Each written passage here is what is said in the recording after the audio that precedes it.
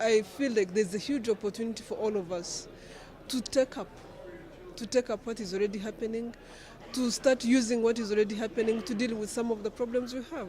There are very easy, very affordable solutions out there, and we are not using them. So the lead that Rwanda has taken in terms of trying to get fortified beans to farmers needs to be emulated, needs to be expanded, needs to get into other crops, because there are other crops that have this that are fortified as well. So we need to expand the reach, both in terms of people and crops, because the solutions are there.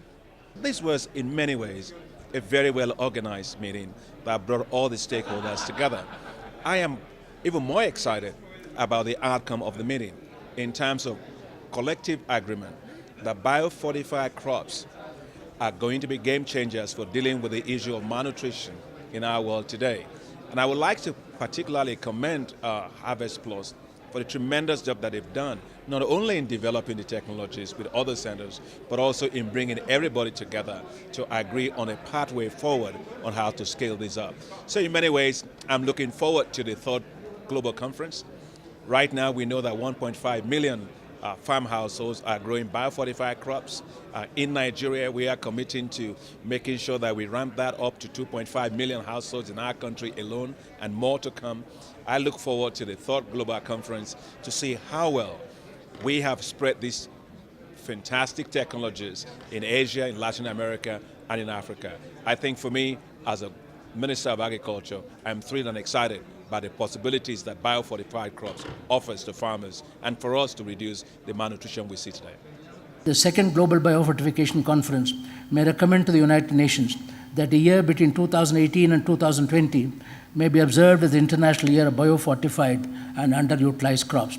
This will be an important step in meeting the Zero Hunger Challenge by 2025, since biofortified crops help to address simultaneously both undernutrition and malnutrition. We are very proud of Harvest Plus, who has not only exceeded its own goal to reach 100,000 families by as many as 1.5 million families, but the second most important thing in my mind that Harvest Plus has done is that they have convinced many others that biofortification is actually possible. So I'm very pleased that here at this conference we've been able to announce that the CGIAR Consortium and its members, the CG centers, will mainstream the breeding for vitamins and minerals into its conventional crop development programs. What's really extraordinary about this conference is that we can see that after years of scientific research, we are just at the point where the research is no longer sort of being argued and debated, but we're at that tipping point where we can start taking the product of all of that work and push it out into the world at scale. And so now we're flipping the conversation around from a research and science conversation about, is it possible, can we do it, is it safe, do we get greater yield, do we get greater nutrition, can we do the same things at the same time, into a conversation about how do we get this into the bowl and the hands of children across the continent. After this conference, I feel encouraged and I feel excited, because in this meeting room there were ministries of agriculture and ministries of health and ministries of education that were all talking about nutrition, and it's very rare that you get that combination. So, and the idea of biofortification, it's an easy concept for multiple people from multiple sectors to understand how their sector can affect nutrition. So that's why I love biofortification, because it's an easy communication, and that's why I love this conference. There was a lot of good discussion between sectors, a lot of good discussion between various stakeholders. These past 3 days have been really exciting and eye-opening for me. I think the conference was a success. The breadth of people and the range of expertise in the room, and that it was fairly high level. The commitments, the discussions, and the outcome and what we are taking back, and especially that we are really focusing on delivery on the ground, on implementation, and on, smallholder farmers, on women. So I'm really glad that, first of all, the Prime Minister was here. There were so many ministers from different sectors, health, education, and agriculture indeed, and just the sharing across different countries, across different stakeholders, across different partners, it's really been great. And for me personally, I believe that this is one of the ways to go if we are going to be able to not only just reduce, but eventually eliminate hunger and malnutrition, particularly vitamin and mineral deficiencies on the continent, and to contribute to the reduction of stunting. So I think biofortification, yes, it's been said that it's not a silver bullet, but it does contribute, and it is one of those tricks in the box, the tricks in the hat, options by context that we should adapt in our different locales for better results. So I'm very happy.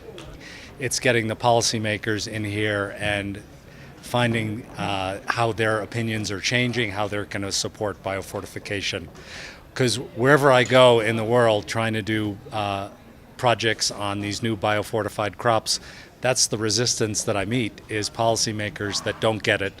They don't understand how important nutrition is, how big iron is for maternal and child health, and so that's the good thing. People are going to start to get it, and that's going to make my job a lot easier.